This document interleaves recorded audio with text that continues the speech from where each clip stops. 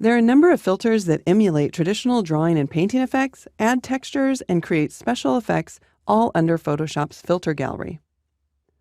I'm going to select Filter and then just make sure that Filter Gallery is available. If it's grayed out, then you're probably in 16-bit, and Filter Gallery only works in 8-bit. So if you're in 16-bit and you want to change, you go to Image, Mode, and then select 8-bit instead of 16. All right, I'll choose Filter and Convert for Smart Filters so that we can add the filter gallery non-destructively. And then, before I apply the filter, I'm going to tap the D key to set my default foreground and background colors because some of the filters do use those color swatches. Then I'll select Filter, Filter Gallery. On the left-hand side is the preview area. We can use the icons in the lower left to zoom in or out, or enter in a value, or use those keyboard shortcuts we know like Command-0 to fit in window. On the right-hand side are all of our filters with an icon that will display a preview. When you click on a filter, it will apply that filter. When you select a filter, you get additional options for the filter to the right. If you wanted to hide all of these icons, use the icon in the upper right, and then you can select the different filters from the list. But as we look at them, I'll make them visible.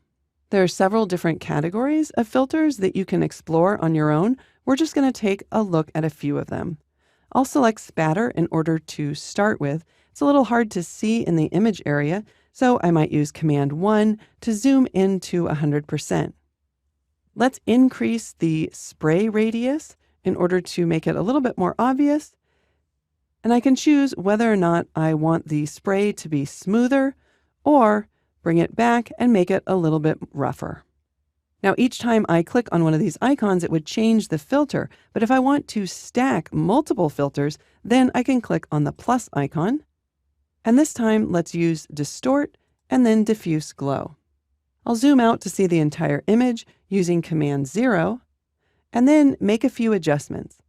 I'm going to increase the grain amount, decrease the glow, and also decrease the clear amount. If I want to see how these filters would look if they were applied in a different order, I can drag and drop to change the stacking order. Then I'll go ahead and apply the filter. To look at some other examples, I'll use the keyboard shortcut Command-J in order to duplicate that layer, and then double-click on the filter gallery in order to make some changes. I'll use Command-0 in order to fit in window. I'll return to the Artistic group and click on Colored Pencil.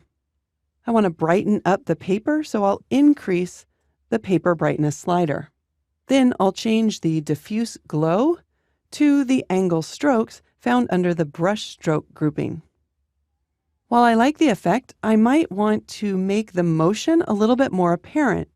To do that, I'll apply it and then combine the filter gallery with the blur and then motion blur.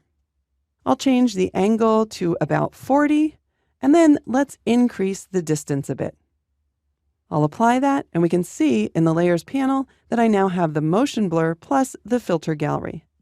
All right, for the last example, I'll use Command-J one more time, and then I'll delete the motion blur by just dragging it to the trash icon. I'll double-click on Filter Gallery in order to make changes and use Command-0 to fit in window. In this example, I want to convert it to a black and white drawing, so I'll change the colored pencils to one of the sketch options called Chalk and Charcoal. I'm going to increase the chalk area, and I'm going to decrease the stroke pressure. That's going to make it lighter and kind of give it more of a maybe faded or retro look. Then I'm going to combine this with a glass look, so I'll select the angled strokes, and under Distort, I'll choose Glass.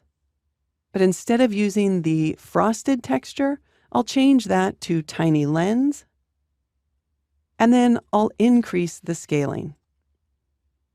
When you have time, I hope that you'll explore the additional filters in Filter Gallery.